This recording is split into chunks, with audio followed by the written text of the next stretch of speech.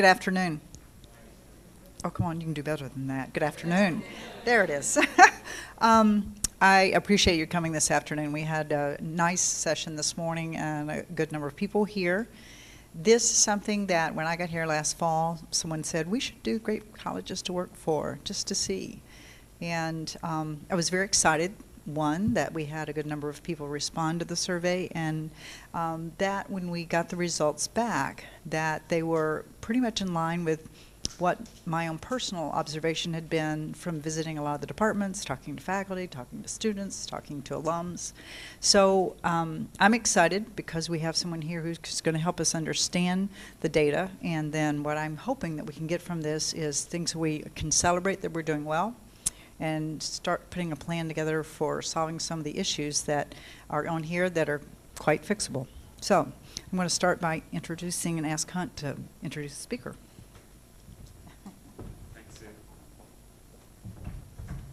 And I'm Hunt Bartine. I'm relatively new here to NJCU. Started in July, heading human resources, and I was excited when I heard that NJCU had participated in the survey, and was really curious about the results. And the purpose of this meeting is to give you the feedback on the results from the survey, and we had a fairly sizable number of people who participated in the survey, and I have Eileen Edmonds, who's a managing partner of Modern Think, who conducted the survey along with the Chronicle. And Eileen has also been here before. She's done a presentation to a special cabinet meeting that included cabinet members and a number of others from senior management, and we drilled down and got pretty in-depth. It was a 3-hour session, about that long, and covered a lot of material. And one of the things that we decided was that we really needed to get the results back quickly to employees and to those who participated in it. And what we're going to do here is we're going to have an overview of the results, drilling down actually quite a bit. Eileen will get in to a number of comments and pluses and minuses that were included in the survey. After Eileen finishes, we're going to be reading and responding to questions that were submitted and solicited from employees over the last several weeks. And we're going to try to get through all of those questions as best we can. And we've got with us today what I'd call content experts who are going to help and answer some of those questions. Sue being one of the foremost content experts, as well as Chief Counsel Al Ramey, and several others. Lynn Hamlin, who's heading Student Affairs now, helping to respond, along with my responses to some of the questions that have been brought out. Our real plan, though, is to get from this direction and some key things that we can do to really improve ourselves, to find ways to fix some things that have been identified here in the survey and at other times, as well as to really capitalize on our strengths, because there are a lot of strengths here that you'll see in the survey as well. Eileen, again, is a managing partner with Modern Think. She's, I understand, a recovering attorney, and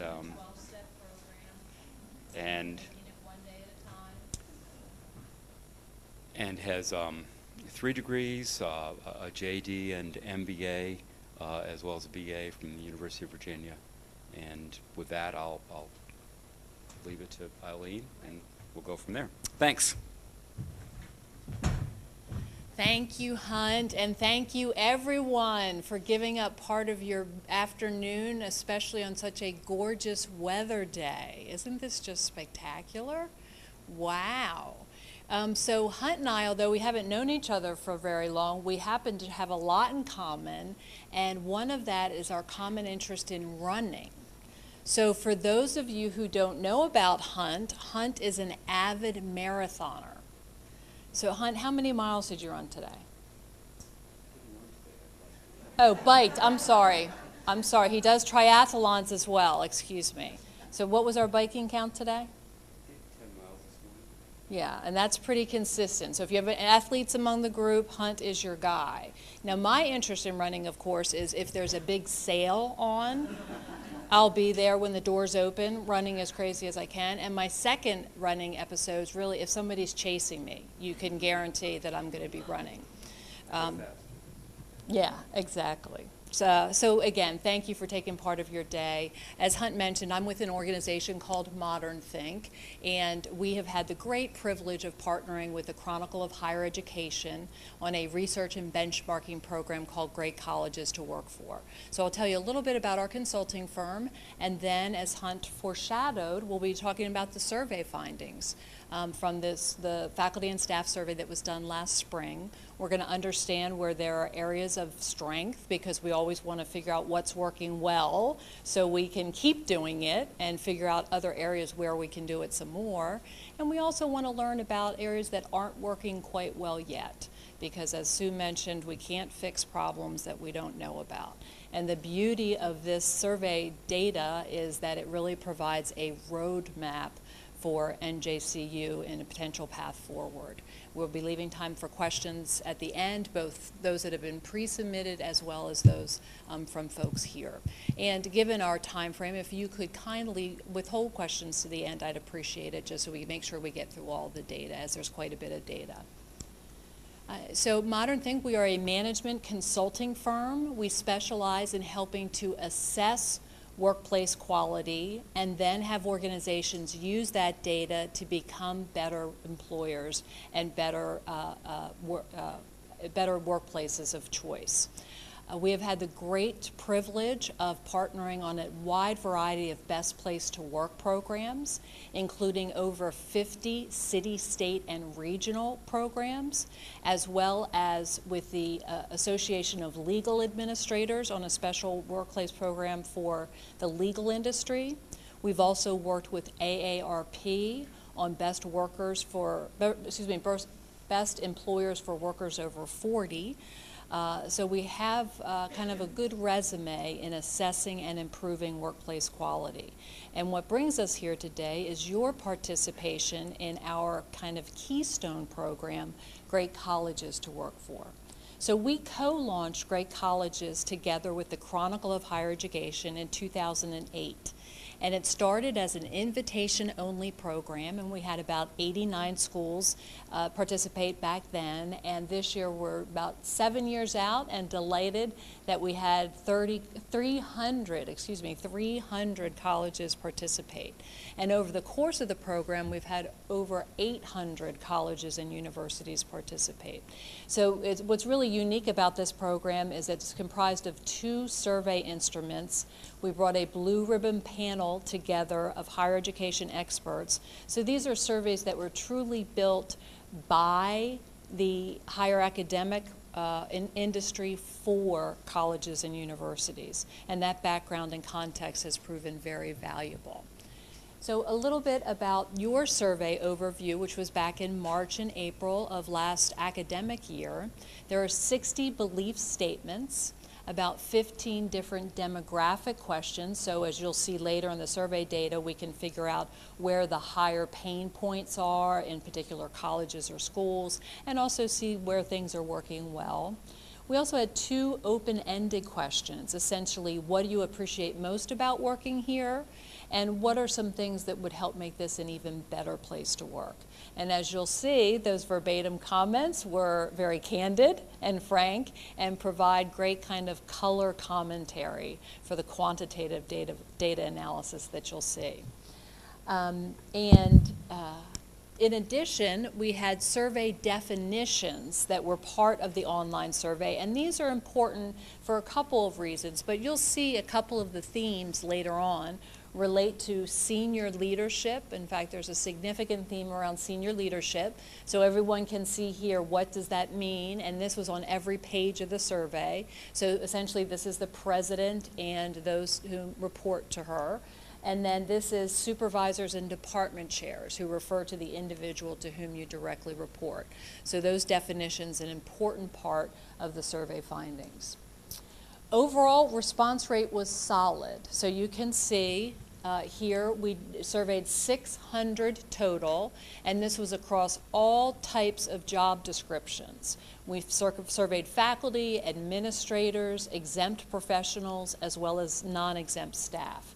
And 32 response rate, again, is solid. We'd like to see it a little higher. And the national average for response rates this past year was about 43%. So you're about 11 points below the national average.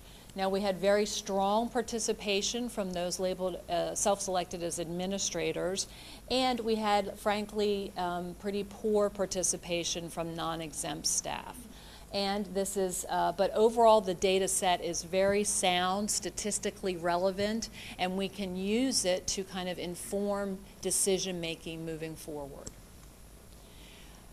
When people were presented with a survey statement, one of the belief statements, they were asked to respond using a 5-point Likert scale. On one end of that scale, we have strongly agree. On the other end, we have strongly disagree, and kind of everything in between on that 5-point scale. Most of what we'll be talking about here today are the percent positives, the percent positives. Here are the percent who strongly agreed or agreed. So this could be an assessment of satisfaction, it could be an assessment of engagement, an assessment of agreement. It will vary belief statement by belief statement, but so these are most of the numbers that you're going to see. We'll see a little bit about the degrees and strongly disagrees, which is labeled the percent negative. So here's kind of our scorecard. So these are guidelines that we have researched from among the 800 universities with whom we've worked, and these show on average what does a score show? Because if you just provide a score without context, it's not really meaningful. So we hope that this provides some context as well as some benchmarks, which we'll talk about in just a second. So in general, whoops, trigger happy. Here we go. In general, when you're scoring 75% or above, that's stellar, excellent performance, and that's where the great colleges reside. They uniformly score in this 75% exceptional area. The 65 to 74 is good to very good, and I've circled this area because this is where New Jersey City fell. You were at the 63% positive, I believe, overall. So you're kind of right in the middle of the pack at a fair score overall. Once we get below 55, there are areas that concern us more, and particularly when we get with scores, and we're going to see a handful of them that are in the mid to late 40 regions or high 40 regions. Those are areas of particular concern because there's clearly some disconnect between the employee here and the administration or the experience. And if we don't already understand what's going on, we want to drill down pretty quickly and learn more. Same on the negative side. So this is the percent negative, the percent who strongly disagree or disagree. And under double digits, we don't pay much mind to that. You know, this is your intellectual thinkers, your independent thought leaders. So we're going to expect a reasonable difference of opinion. However, once we get into double digits, we're going to start to monitor. And again, I highlight here because this is where NJCU is at 12% negative. And then once we get higher, above 15, we're more concerned. And certainly negative responses of 20% or more are really, again, those areas that warrant immediate attention. So here we are with your overall survey results. As I said, we've got 63% positive, falling into the fair range overall. We have 12% negative. And that falls in the monitor. So we're out of the double digits and we're heading towards that 15% on the negative side. Now, a positive is that we're within 5 points of what we call honor roll schools. So as part of the process, we will do our data analysis and then recognize schools who are truly stellar in multiple recognition areas. Areas such as senior leadership, communication, collaboration, shared governance, and the like. And the top 10 schools in your size category, top 10 schools, make it to the honor roll. And these are truly the best of the best across the country. So you'll see that reference to honor roll throughout the presentation. So you were within reach, within grasp of the honor roll on 7 of the different survey statements. So those are areas of excellence, pockets of excellence that we really want to learn more about and build on those strengths, leverage those strengths. This is one of the survey statements, number 60. All things considered, this is a great place to work. So we can see overall a good score of 72%, but what's really noticeable here and part of the story here is we have the administrators up at a whopping 87%, so they're having a great time, right? And the non-exempt, not so much. Now, some of that we do have to look at the statistical numbering because we had a very low response rate among the non-exempt. So we do have to factor that into the equation.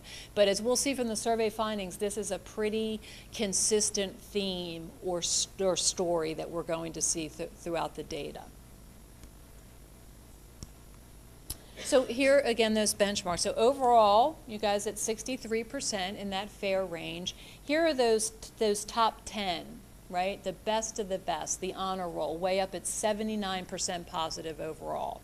Then we have your Carnegie class. So you folks fall into the master's in that you did your final destination degree is a master's degree, your terminal degree, and they're at the 67% positive. So this is another theme that we will see consistently throughout the data. There is a big difference between the honor roll, a 15 to 20 point difference pretty consistently between NJCU and honor roll. And NJCU is really pretty close to Carnegie scores pretty much throughout. And when there's a disparity between NJCU and Carnegie class, those are the areas that we're most concerned about because you have been tracking pretty uniformly with this benchmark throughout the analysis. So overall results by job category. So we have overall and then faculty, administration, faculty, exempt, non-exempt. And again, you know, it's not an unusual finding throughout the country where you have the administrators as generally more engaged and more satisfied with their work than the non-exempt staff. Well, the kind of lesson to learn from this slide is the amount of disparity, so about a 20-point gap. So while the disparity itself is consistent, that much of a gap is not consistent and something you'll obviously want to learn more about. Results by school. We've also broken out the data, and you can see, interestingly, the schools are all pretty close. Liberal arts and sciences, a little dip, but you know, really all pretty close in level, schools. Now, when we look at departments, though, there's a different story. So much more of a jagged result when we look at the departments. We have our library sciences folks. Anybody from library sciences this time? I had one this morning. There we go, another one. So in general, a very engaged and satisfied workforce. Now, nothing's perfect. And I will say nationally, that's a very interesting finding. In many instances. Oh, I'm sorry. Thank you for catching that. Thank you. That is a % positive. So I'll make sure I get that cleaned up before I get to the final. But nice catch. Kind of an unusual finding in that library services and, interestingly, IT departments tend to lag behind in terms of engagement and satisfaction. Now here we have obviously the public safety and law enforcement. It was a very small sample size, but clearly, remember we were saying 55 is an area where we really want to learn more very quickly, and these folks are at below 45 currently. So of the 60 belief statements, we've broken them down into 15 different dimensions or themes. These are key influences on workplace culture and dynamics, essentially what's going to influence workplace quality in a good way versus a bad way. And, you know, kind of the normal suspects, we would job satisfaction and support, comp and benefits, shared governance, collaboration, fairness, respect, confidence in senior leadership. So these are the key dimensions around which we do our analysis. And what's interesting is we took your dimensions, the 15 of them, and I looked at the bottom 4 dimensions, bottom 4, interestingly hovering right around that 55. We've got faculty and staff relations, teaching environment, communication, and senior leaders. Now, senior leaders were tied. There were actually 2 others at that 59. Then we have your overall scores at 63, and then we have the dimensions where you scored very, very well, including pride, way up here at 77% positive, as well as comp and benefits, work-life balance at 78% positive. And let me just take a moment to do this, which I didn't do at the beginning, but first, I just do want to acknowledge your senior leadership team, because as Hunt referenced, we met together probably about 5 weeks ago. And doing these town halls is something, it's a best practice, certainly at colleges and universities, and you better believe that many colleges and universities aren't doing them, especially when their senior leader scores happen to be the scores that were identified for improvement. So I give your senior leader team great kudos for stepping forward and communicating these results not only through these town meetings, but these sessions are being videotaped, and the PowerPoint, once corrected, will be available online for all to see. So that's a whole new level of communication and a whole new level of transparency. So I think you're already seeing a shift and your feedback being heard loud and clear. So one of the strengths, clearly job satisfaction and pride in this university. So I understand how my job contributes to the mission. Again, just within 2 points of the best schools across the country. I'm given responsibility and freedom, and I am proud to be part of this institution. And people are particularly proud given the mission of supporting very diverse first-generation students. And we saw that throughout, time and time again, in the verbatim employee comments. And here's one of the comments, you know, verbatim from one of your colleagues, perhaps someone sitting here today, expressing his or her pride, especially given the mission. And here we're seeing the diversity that's reflected kind of in all faces throughout the campus community. And NJCU is a beacon for the working poor, and it's really freeing up generations through its first generation matriculation.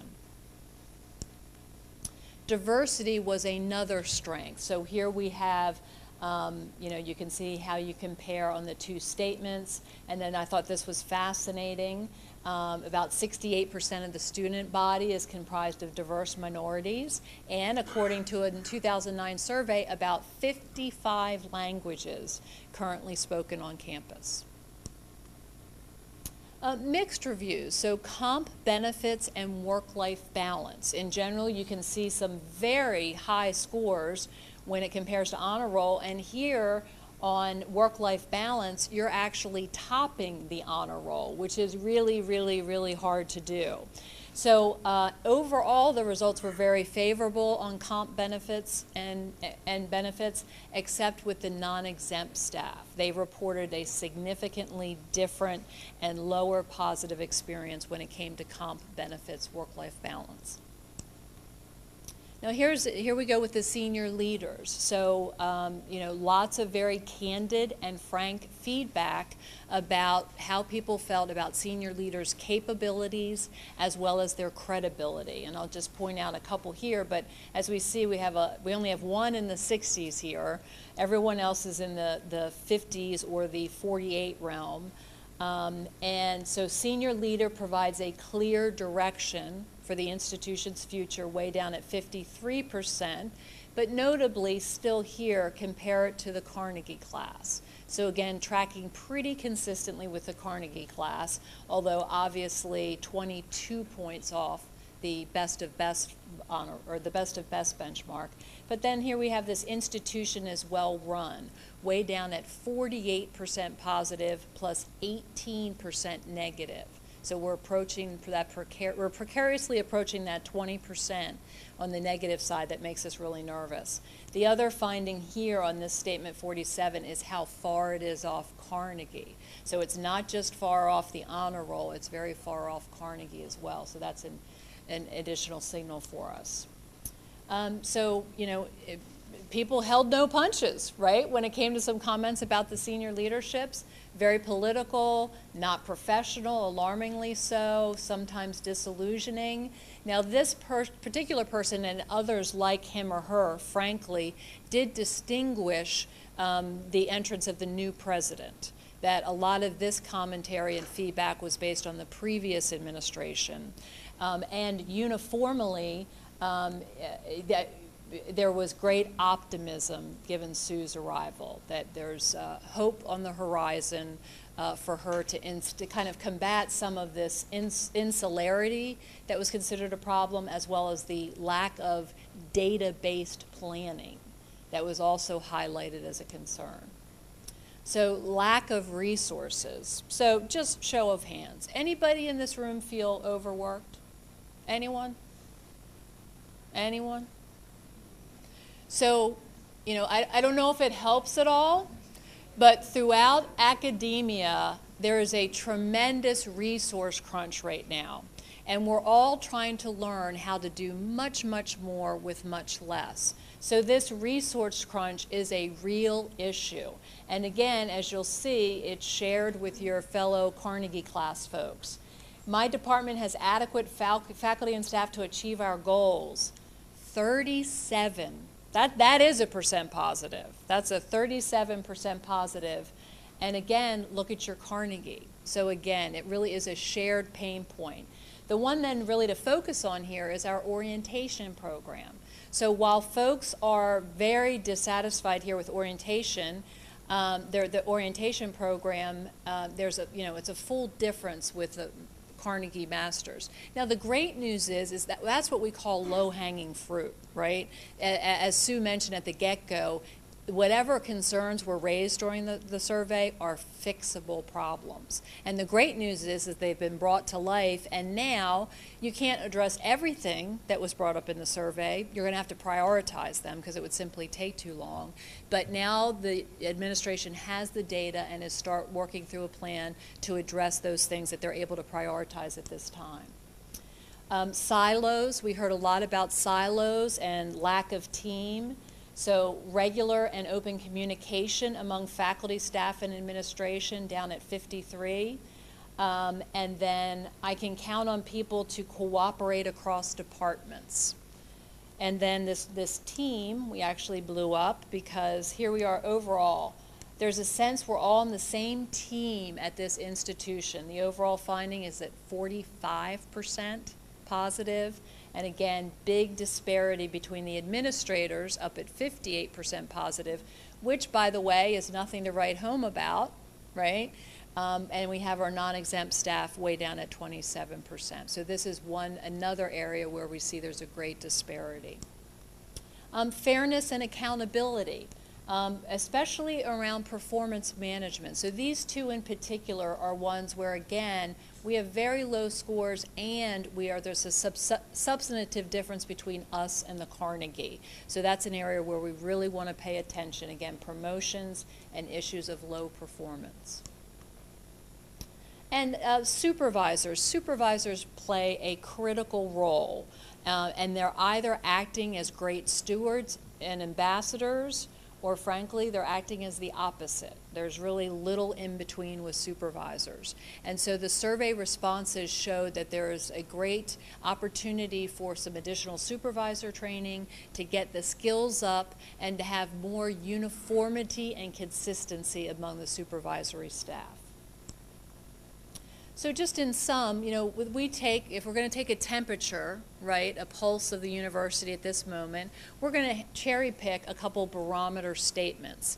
And they tell the story that we've just walked through, right? So here, and this is, highlighted in yellow, senior leader skills. I believe what I'm told here in this yellow area, so something we really need to keep our eyes on. Institution is well run. Sense of team, that we're all in the same team. And these two particular areas, again, significant deviations from the Carnegie Master's class. So these are areas where we need to understand more and work pretty quickly to start making progress on those two areas in particular. The great news is, as I said, is pride. So tremendous pride, especially given the mission with diverse first-generational students. And also the culture is special. It's not just something you find anywhere. And all things considered, this is a great place to work with an overall positive of 72%, which is eking very close to that 75%, which is very good performance. So the wonderful news is while there are concerns here, while there are issues everywhere. And this last page is really a strong base upon which you can build what we like to refer to as your internal brand.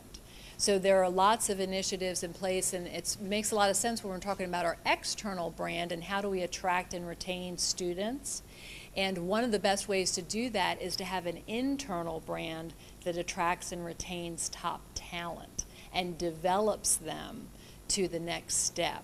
And so hopefully this has provided a good roadmap of, again, what's working well already and how we might replicate that, what could be working better, and then some areas where what could be working better and we really need to take a pretty quick look at it given how low the scores are.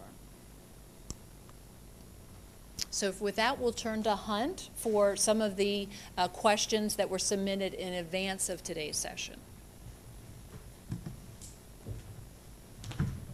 And as I had mentioned earlier,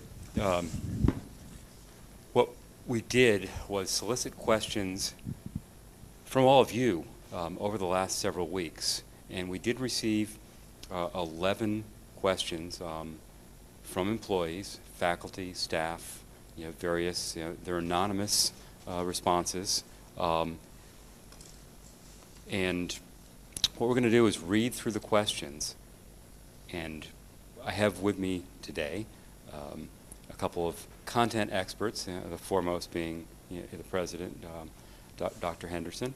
Al Ramey, our chief counsel, is here this afternoon, and he's going to be an expert as well on one question at least. And Dr. Lynn Hamlin is here too, from Student Affairs, and Deb Wu from Academic Affairs may help out with a couple of points on a couple of the questions that are coming up. And the format's going to be, I'll just read the questions, and I may respond on a good number of them myself. And after we're through with these, we will open up the floor to questions from anyone here who'd like to bring up something. And hopefully we'll get you out of here in a reasonable period of time and get you back to work. Although, from the sounds of it, everyone could use a break right now. So. In any case, the first question that came to us was, in the past, there was a council for managers that addressed professional development. Are there plans to bring this program back or develop a similar program that addresses leadership and professional development for managers? And I'll respond on that. We are really planning to come up with another forum. It probably won't look and feel exactly like the Council of Managers, but it will be a forum for administrators, department managers to assemble together, review current projects, perhaps items such as our strategic plan, looking at that when we pull it all together with academic affairs and you know, restate or reinforce, our mission and vision.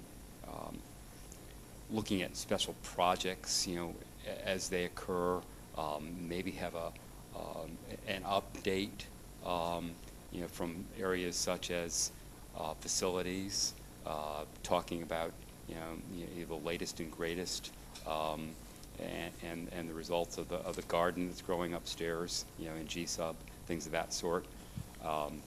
So we are looking and plan to have that type of forum start up. Another question here, and oops.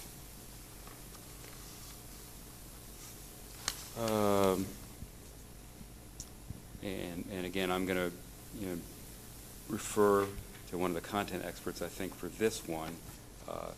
Can management do anything about coworkers or supervisors who are not breaking any rules but are rude, demeaning, or disrespectful towards other employees? We saw that there were some needs, constructive needs, on providing greater respect and appreciation, to employees, and we are planning to do a number of things to address that. One of them is a rewards and recognition program that will actually be rolling out, and you'll get communications on that, within the next month. We're having an event that will be occurring in December to really kick that off, and it's going to be a combination of both service awards and then true recognition for performance, in the organization.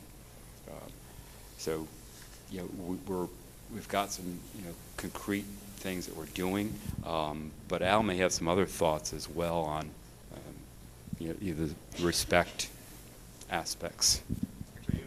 And if you could hold that up. This morning, Hunt actually surprised me because I don't really think of this as a subject that I have any particular expertise on. But in thinking about it, I don't know if any of you, this probably dates me, but there was a movie maybe in the 80s, 90s, Bill and Ted's Excellent Adventure. Okay, well, they had this, they would go around telling everybody, be excellent to each other. And I think that that's basically what it all boils down to. There really isn't any reason that we shouldn't be excellent to each other. But in also thinking about it from this morning's question, my own experience here at the university is that everybody that I have interacted with has been excellent. So I tend to think that to the extent that there are issues involving managers, supervisors, co-workers who are not being respectful of the dignity of each of us in the workplace, I think that's something that we have a shared responsibility to work on, and I'm willing to do that over time. But overall, my own experience has been that we do a pretty good job of treating each other with respect and dignity. Thanks, Al. I get two of these. Another question here. Some high-profile administrative hires have recently been made. Another one has just been announced, making 5 VPs. How does the administration plan to cover these costs while at the same time funding for 27 current new searches? A 2% increase in enrollment seems to be an unrealistic answer. By the way, I don't expect this question to be chosen for the meetings, but we chose it. So we're stuck with it, and I think I'll go to another content expert for this. Thank you. So yesterday we had a retreat with the chairs, the department chairs, and, academic department chairs, and it was a lot of fun. And I'll tell you what Jose said. Because I had him do a short thing on admissions and how they could help. And he said, I've never really seen them all together in a room. This is very cool. So it was a very interactive day, and it was very exciting. And one of the things we talked about is the fact that in many of the departments around campus, we need to be hiring more faculty. And here's why. If you go to the philosophy department, there's one philosopher. And there's at least two kinds of philosophy out there in the world. There's continental philosophers, and then there's analytical philosophers. Well, she can't do both necessarily. We need to take some of our departments and sort of what I would call enrich them with more faculty who have different perspectives and different, areas of expertise. In order for that to happen, we're going to need to grow. So a lot of institutions, and you have only look at Montclair State, College of New Jersey, Kane. If you look at their trajectory over the last 10 years, they've grown about 2% a year.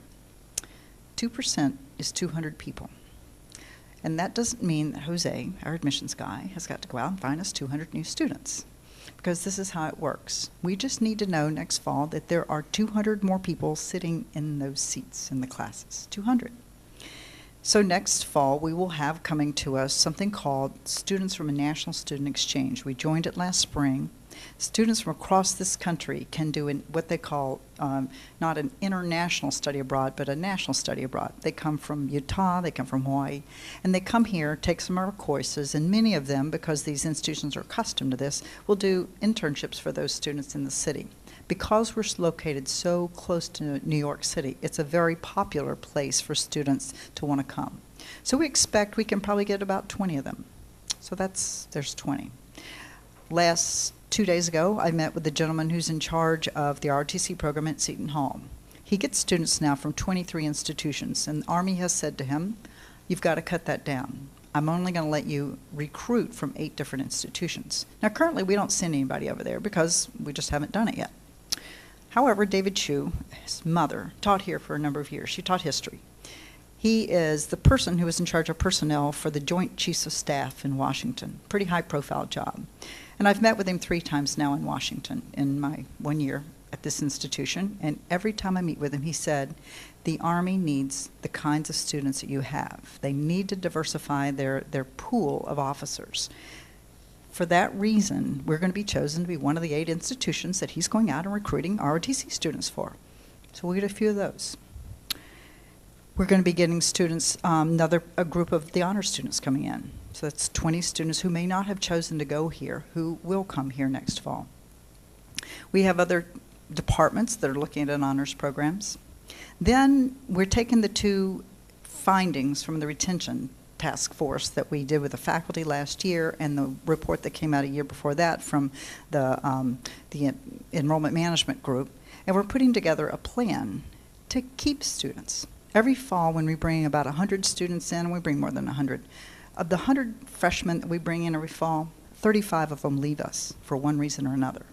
If you could just keep 20 more of those, now you're getting closer. The honors, the master's levels programs, the graduate programs, they've grown every year. This year, I think it brought in, did I get the data right, 100 more students this fall? He'll continue to grow that. Now, if you take all that and add it up and subtract that from 200, that's what Jose's got to do.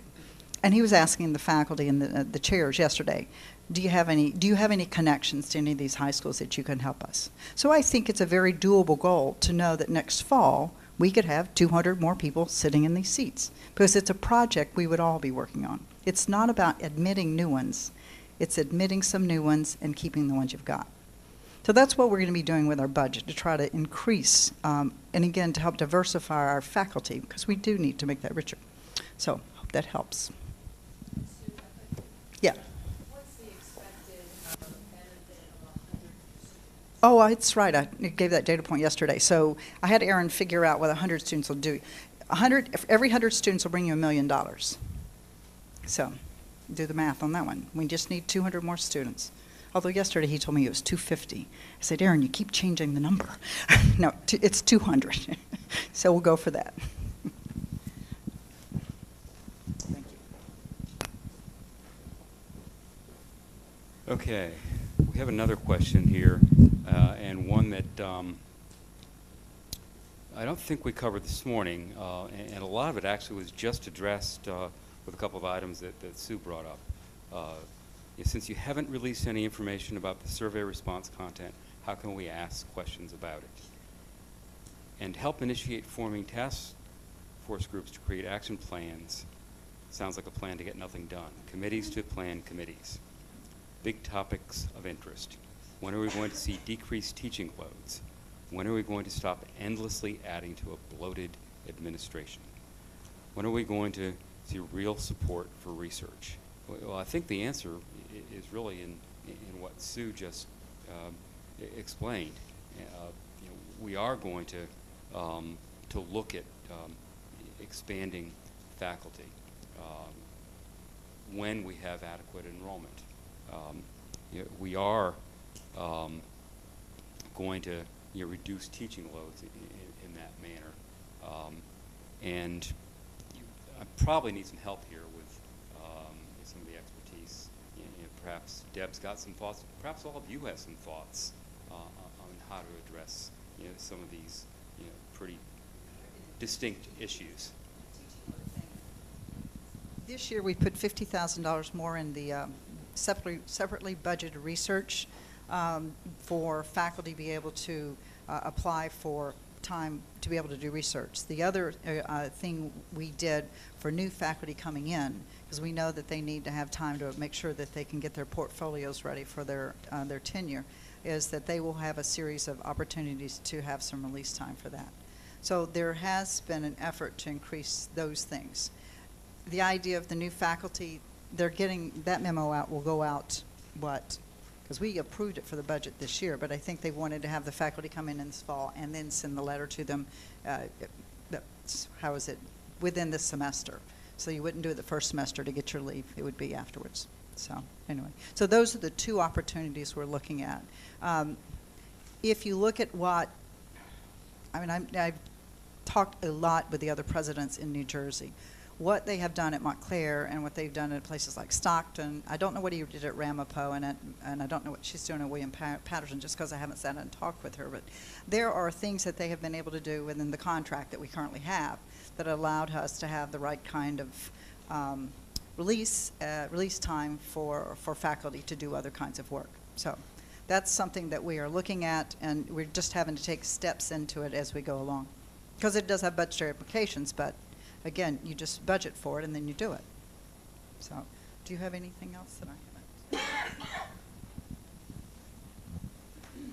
Well, of course, the president has covered everything adequately and more so.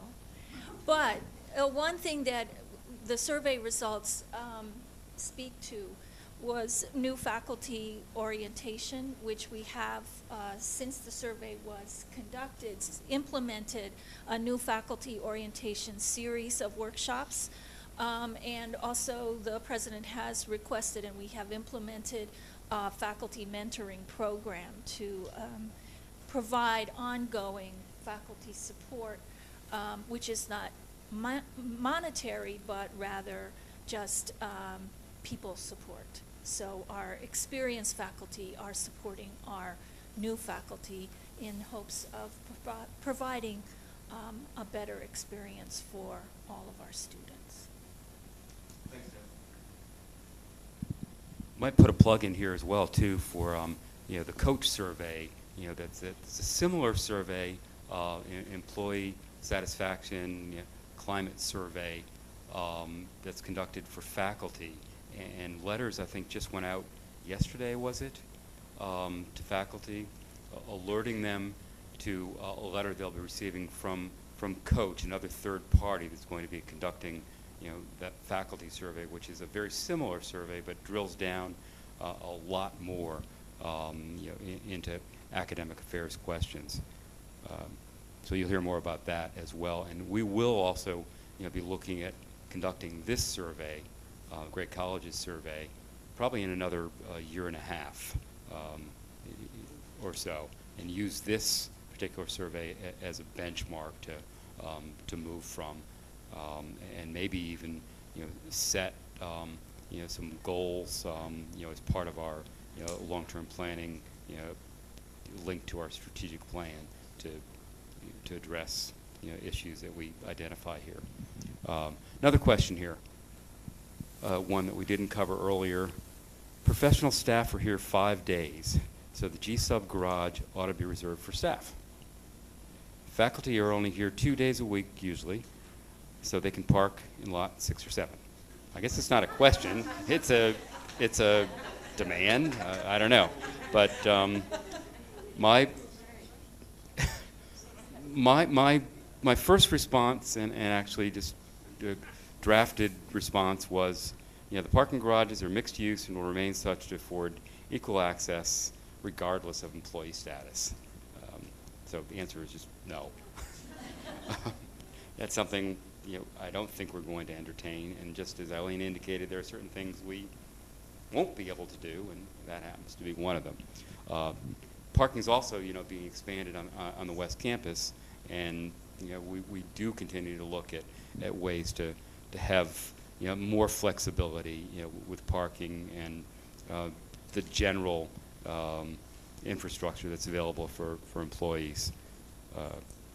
Another question, this also is a little more specific, and we're going to have to rely on my content experts again.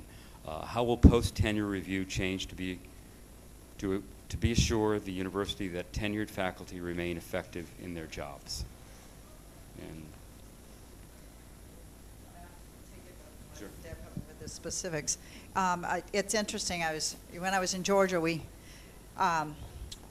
actually implemented a post-tenure review, and it was like, oh my God, we're all going to die, because I was a faculty member, and they decided to do it. And the guy who's currently the president at Staten Island College, he sort of led the charge with it when he was the provost at Georgia State University. And I'll never forget sitting in the audience watching him thinking, oh my goodness, how did you do it?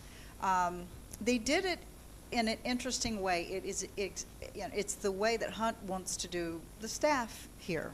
And you call it a performance review process. And it's a way you help figure out where you are and where you want to go. I think our contract actually has something in there about it, but we've just never done it. And I would really prefer to see it as a way that you think about how you can help people become engaged and how you get them excited about what they got excited about how many ever years ago when they got their doctorate, because there was something that made them slog through that process for which they had a passion, or at least the persistence to do it. So, how is it you re-engage people? And it's, in my mind, it's more of a development process. So I have no other specifics on that, though.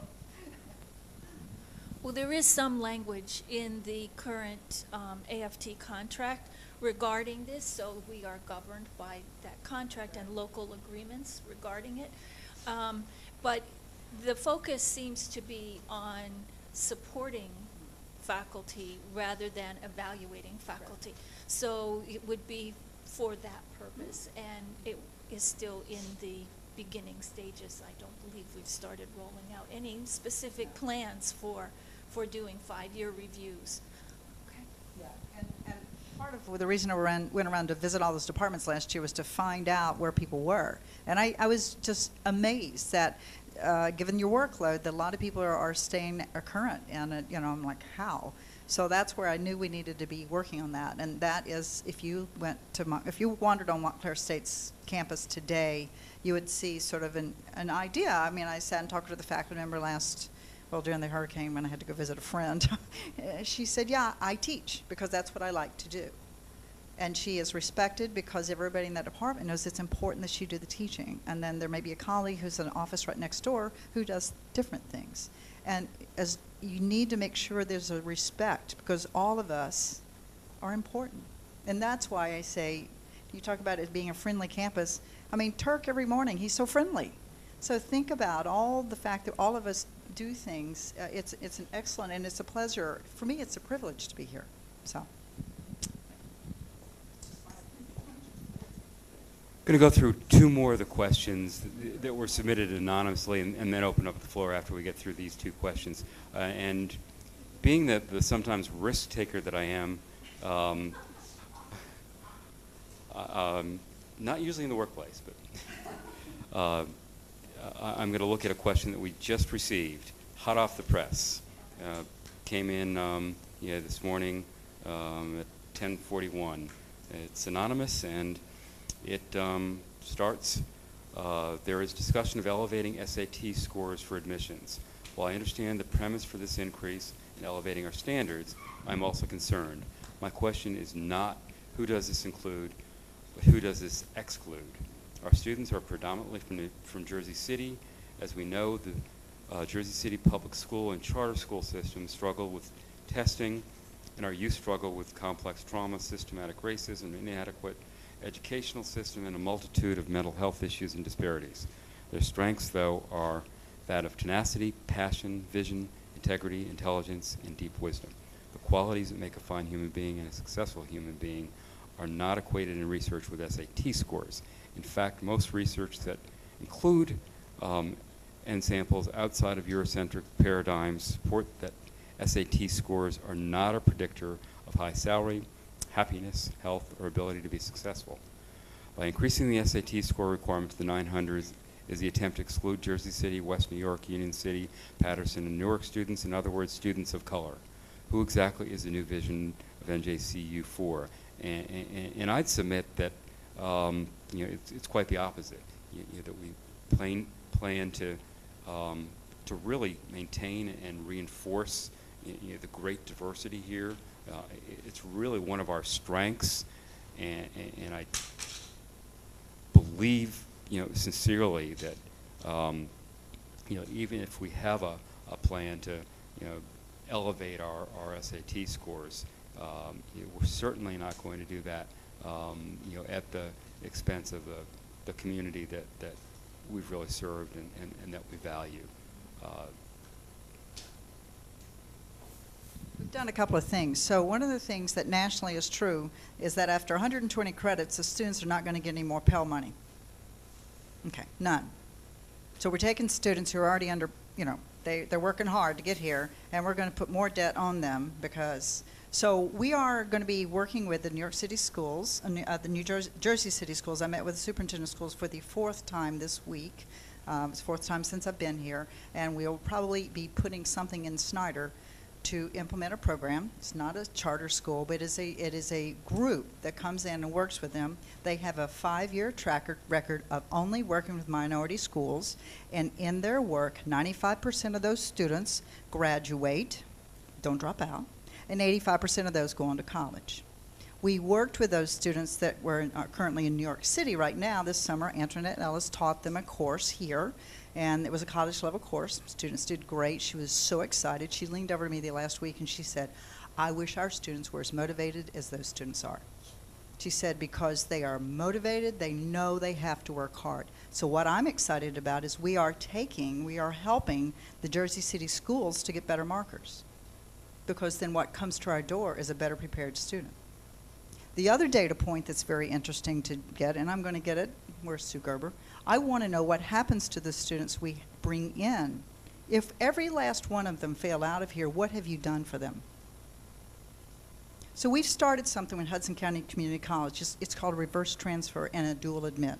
We say to students who can't get into our institution, we want you to go to Hudson County Community College, which, by the way, has a great program that focuses on preparing students, getting that remedial work done in a timely manner, so it's not expensive to them. It's less expensive to go to Hudson County Community College than it is to come here. So they go there, and then they come here. The dual admit, they say, we'll send you over there. If you can keep this certain GPA score, then you get automatically in here. So they do 2 years there and then 2 years here. By the way, the students we get from Hudson County Community College, they graduate at a pretty good pace from here. So it's the other data point I've got to get. So we've got something called, like I said, reverse transfer and dual admit with Hudson County Community College. We're going to work on that with Bergen County Community College. It's a very effective program. Yesterday at the Senate, I presented something to the Senate because we were working on Gen Ed, and there are data points about SAT scores and graduation rates. And I'm sending it out to the campus community today because I think it's very telling. Our SAT scores this year are not as good as they were a few years ago. What you have done over the last 4 years, your SAT scores are going like this. And guess what was happening to your graduation rate? And all you're doing is giving these students debt. And that's not good. We've got to find a program that gets these students out and productive. Because the workforce needs diverse people, but they need diverse people who are well-trained. And that's what we're trying to, and the data that I'm going to show you, I'll send it out, shows you other institutions that look like us who have graduation rates at 48%, 45%, 50%. We ought to work on it. So it's a lot of opportunities, because I think what they've done is focus. I know they have, because the woman, Cal State Northridge, I know the president there, she got them to focus. They said, well, let's send these students here, have them come back here. There are programs where they're focusing on, so they do what they call learning communities for freshmen and sophomores to get them engaged, to get them here. And those students have the same complicated lives ours do. So anyway, there's lots of things we can do. Just got to focus. So that's where we are. Sorry, I got to stop. Thanks, sir. One more question from the one submitted, and then we'll open up the floor to others here. Question: we were told some time ago that even as the university is seeking to build its enrollment, there are no plans to increase staffing in offices that serve students. How are employees and bursars, financial aid, admissions, and registrar expected to handle the additional workload? And as we heard, everyone feels that there's a lot of work to do. Yeah, I think really that some of the answers are in technology, and we're going to be looking at having efforts to have the provost portfolio work closer with student affairs under a new provost, and modest restructuring in that area, and also realistically, depending upon enrollment, and assuming that there is an increase in enrollment, we wouldn't preclude, or I wouldn't think we'd preclude adding some staff, when warranted, and realize too that the ratios now really aren't that different, than they were back 2005, 2006. So it's not a real dire situation, at least from my perception. And Lynn will have some better insight. When I was asked this question this morning, it sort of threw me off, because the three departments that were quoted in that question that report to student affairs had never really complained about being understaffed. So I'm like, okay, where's this coming from? So what I can tell you is the way that we work in those offices that has worked really well for us is that we take a more of a team approach. And initially, we do a lot with technology. We do a lot with cross-training. We've had various people, i.e. John Duff has come to some of our departments and given advisement training to our staff so that they can not necessarily register students, but assist students with who to go to for what and how they should accomplish different things. The other thing that we really like to do is leverage our communications and our relationships with other departments and other divisions to work as a team together. One of the projects that we work on, and several people in this room can attest to that, is when we work with students who didn't register or who are registering late. There are many departments who work with us to try to ensure that all of our students do register, and as many as possible. And that primarily includes the Academic Affairs Division, and all of the colleges work with us. And even you'll see in a couple of weeks we'll have a registration days, 2 registration days, where you'll see representatives from all of the different colleges as well as student affairs who are trying to encourage students to register early. So yes, we all have a lot of work to do. I don't know that every single department is overworked, but we certainly leverage what we have in order to accomplish our goals. Thanks, Lynn. Again, I mentioned we are going to open up the floor to questions, but wanted to also reinforce what we'll be doing after these presentations. We're going to be identifying a few key things that we can really respond to, the low-hanging fruit that Eileen identified, and have some concrete action plans to make some changes. You've seen that we're already doing some things, and we're going to continue to do those efforts at the same time. I want to encourage you too to have your peers consider coming to the meeting tomorrow morning at 10 o'clock and see it firsthand for themselves. We will have this available online in several days. The full tape of these meetings, as well as the PowerPoint. So it could be viewed in that manner as well. But it's really the only way that we're going to get us all engaged is to really see and understand what the issues are. So I'm going to open up the floor. I'd like to also encourage you too, if you don't have a question, maybe you've got an answer. Maybe you can come up with some things that you would like us to focus on as we move forward on this. Some key items, some pet things that you can think of that need to be addressed. So with that, anyone? Got one over here? Yeah, I'm gonna need to have you use the microphone if you don't mind. Yeah, I just wanted to get some more information about the course release issue, about reducing course loads. So you mentioned $50,000 in extra SBR money, but I think that comes out to, what, about 15 more SBRs?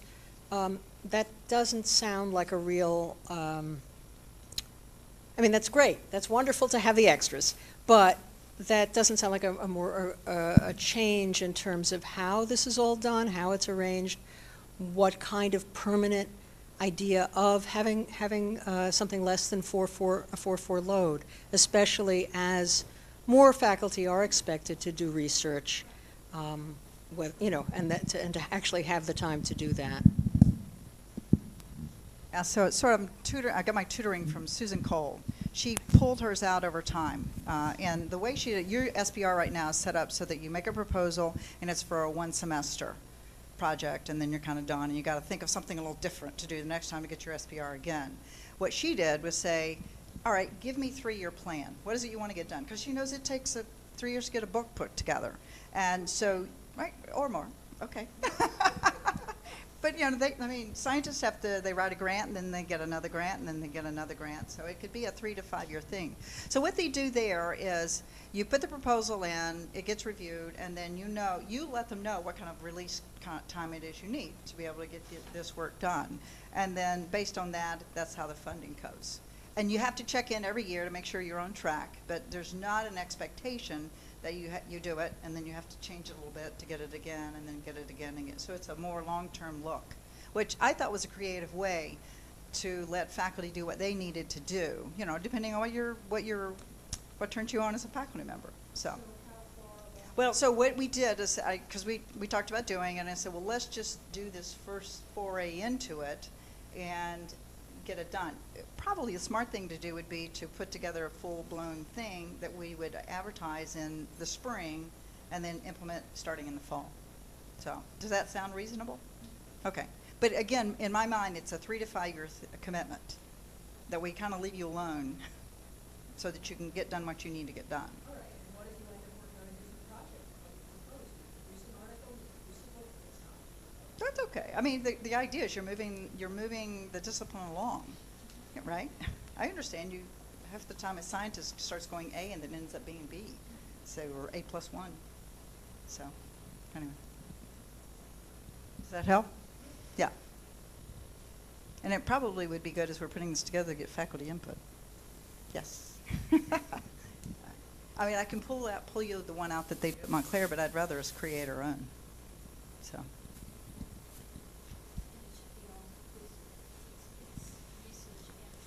Yeah. Oh, yeah. I define people in the dance field. That's research in my mind. I had a faculty member who used to go to China every year, but it was for dance. So, anyway. Questions? Got one here. Or ideas? Good afternoon. My question is concerning professional staff members. And in the scheme of all of this, we feel as if we have not been considered in the midst of all of this.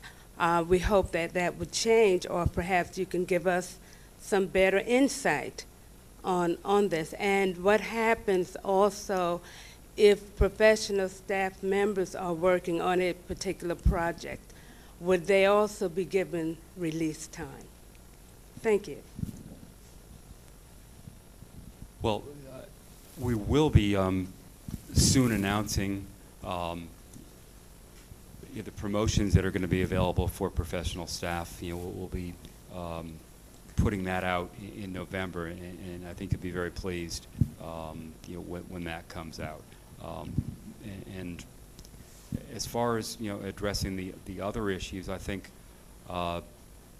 generally we've identified in this survey, that professional staff is one group that does still have some needs, and we need to do things such as reward and recognize that part of the population to a greater extent than we have in the past.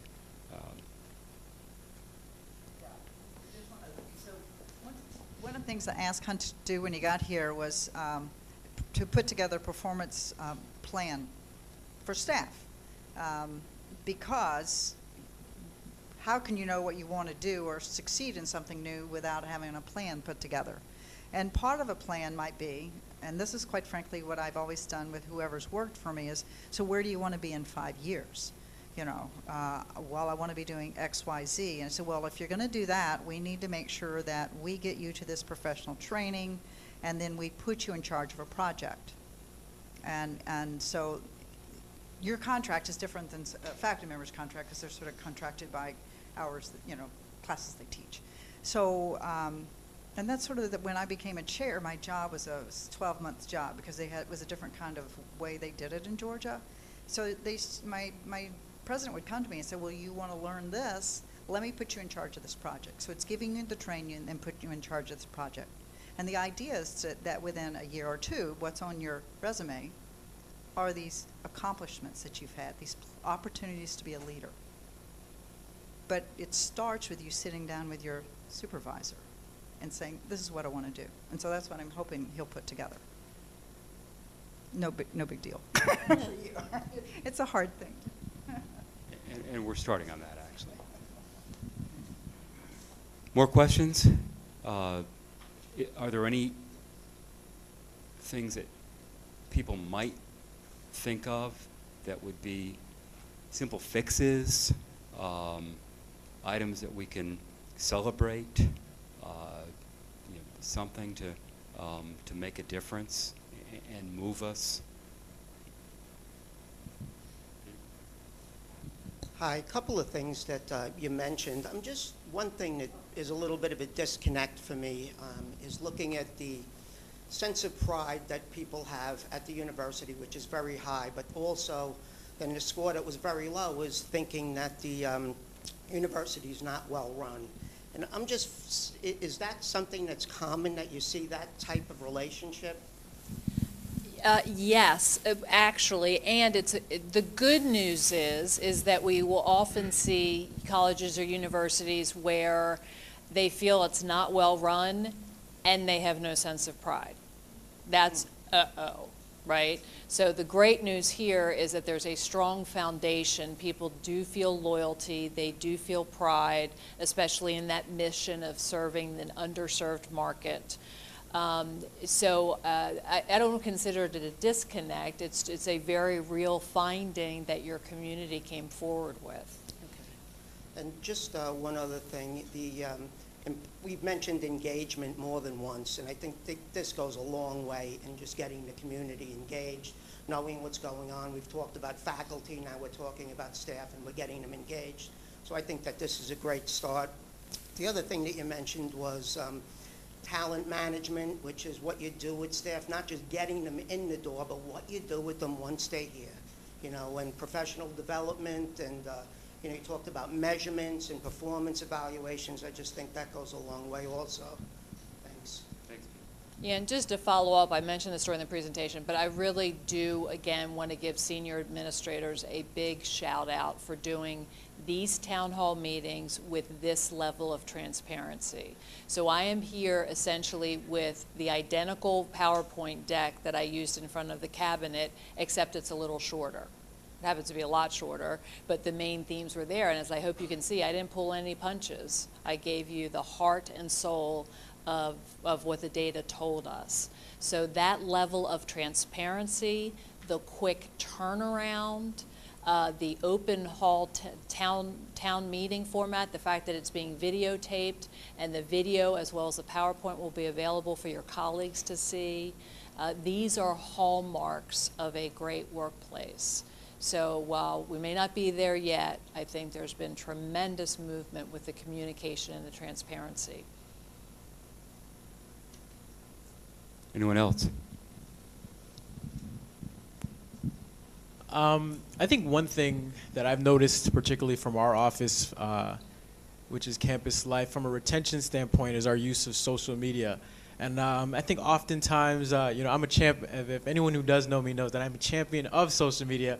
One of the things that I've noticed from our office has been an increase with our student participation, as well as our staff participation in events when it comes to defining specific events on our social media accounts. We've also noticed some of our collaboration with other departments and other offices has also increased with their communication through certain social media services. So I think that's something that we should also continue to pay attention to with our generation of students, and I think as well as our staff and employees and faculty as well. So I think that that's something that we should also just pay attention to. One of the things that I've noticed in a recent conference that I went to was that Columbia University, their use of social media and how they've been able to work, create certain faculty pages, not pages, but faculty accounts, whether it be through Twitter or various other accounts, also using professional staff accounts, and then having those type of collaborations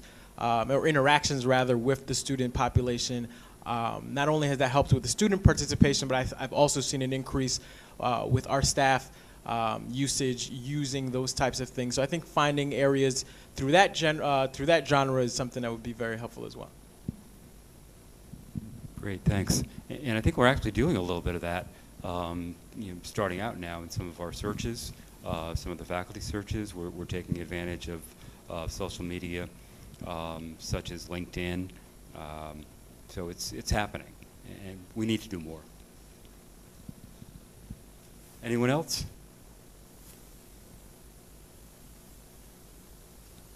Okay. Thank you very much. And again, encourage your peers to come again tomorrow, 10 o'clock. Thanks.